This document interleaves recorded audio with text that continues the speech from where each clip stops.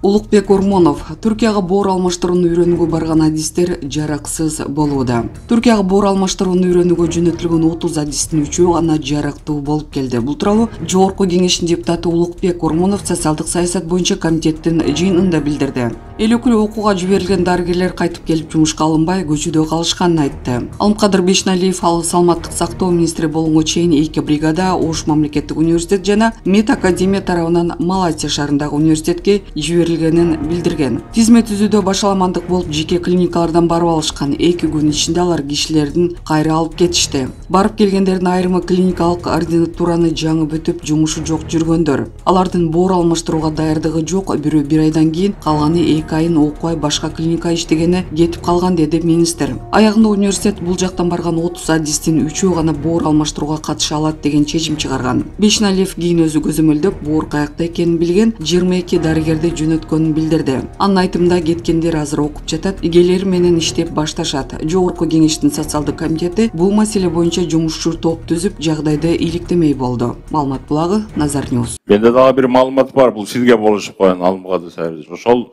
сизге чейин жөнөтүлгөндөрдөн 3 эле жарактуу болуп келген.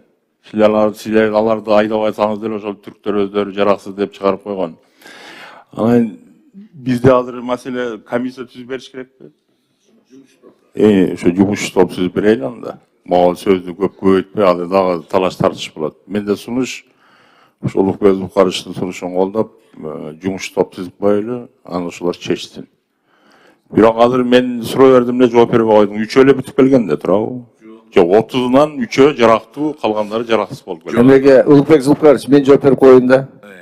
Биринчиден Улукбек Зулкарович барып көргөн балдар азыр иштеп атышат, алар биз жөнөткөндөр. Мынакей мен сизге катын алып келип берем, ошо университеттики 30 Ата-энеңизге эң кымбат белекти Айжылдыз Умра компаниясы аркылуу бериңиз. Эң мыкты кызмат, сапаттуу тейлөө, эң арзан баада. Умра ибадаты кедейликтен куткарат жана күнөөлөрдөн арылтат. Умра сапарын уюштурууда кызматта тажрыйбалуу умра жетекчи Санжарбек Жаланов, мээнеткеч устаза Өктөм Абдувалиева жана башка эл тааны элек, бирок эмгеги чоң илимдүү устаздар болот. Мекке жана Медина шаарын айлантып, 2 күндүк зыярат сабактар. Аль-Харам мечитине жакын жайгашкан мейманканалар. Ага кошумча 1 күндүк Кызыл деңизге болгон саякат уюштурулган. Телефондор 0773 69 18 77, 0501 68 81 18. 30 киши мурдакы баргандардын боорго катыша турган 3 эле специалист катыша алат деген алардын чечими бар. Сиз болсо Улукбек Зулкарович, сиз барып көргөн сөздү айтпаң. Азыр мен бир жооп берип атып биз жөнөткөн деп калдыңыз да. Сизге чейин жөнөткөндөр биз жөнөттүк болобу же башкалар жөнөттү болобу? Бизге чейин жөнөткөндөр ОЗГУ жөнөткөн, Мед академия жөнөткөн. Алар бизге киреби же кирбейби? Аларда мен ойлоп атам, жана 3 эле специалисттер алар боор алмаштырууга катыша алат, калгандар катыша албайт. Сиз талмай сүйлөй бериң, мен айтып атпайм, мен билем бул маалыматты. 3 эле жарактуу болуп келген. Сиз мага биз менен сизди мындай бөлүп бериңчи, бизге ким кирет, биз эместерге ким кирет? Бардыгы биз жөнөткөнбүз. Кино көргөндө айтчу элек, баягы немистен башкасы бардыгына биздикилер деп коет элек. Биз жөнөткөнбүз. Бизге кирет ошолор дагы 30 өтпөй калганда бизге кирет да. Бизге кирет.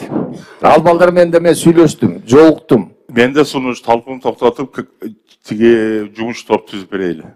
Чоң рахмат. Нарматова Райымбек Матраимов менен байланышы жок экенин айтты.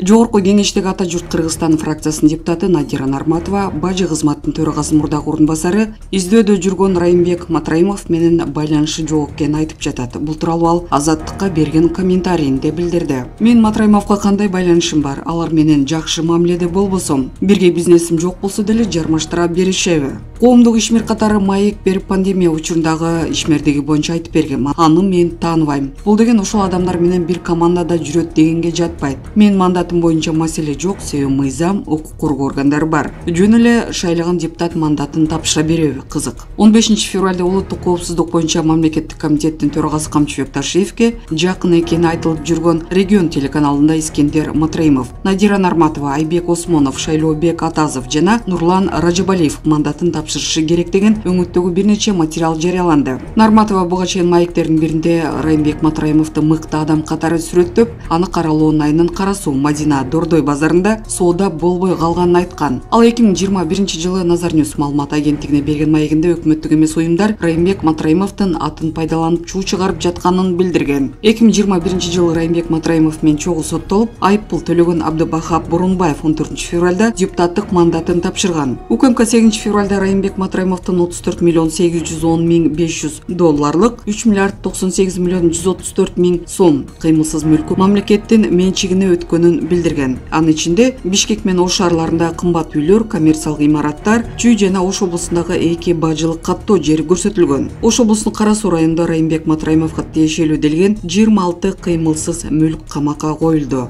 Маалымат булагы Азаттык. Садыр Жапаров менен Владимир Путин Орусияда жолугушат. Президент Садыр Жапаров Орусиянын президенти Владимир Путиндин чакыруусу менен 20-21 февраль күндөрү Орусияга иш сапар менен барат. Бул тууралуу президенттин администрациясынын тышкы саясат бөлүмүнүн башчысы Муратбек Азымбакиев билдирди. Маалымат боюнча Садыр Жапаров Казань шаарында келечек оюндары эл аралык мультспорттук мелдештердин расмий ачылышына катышып, иш-чаранын алкагында Владимир Путин жана Татарстан башчысы Рустам Миниханов менен эки тараптуу жолугушууларды өткөрөт. Мамлекет башчынын басма сөз кызматы жолугушууларда кыргыз-орус кызматташтыгы, анын ичинде соода-экономикалык, маданий, гуманитардык жана инвестициялык чөйрөлөрдөгү маселелер талкууланарын кабарлады. Маалымат булагы Азаттык.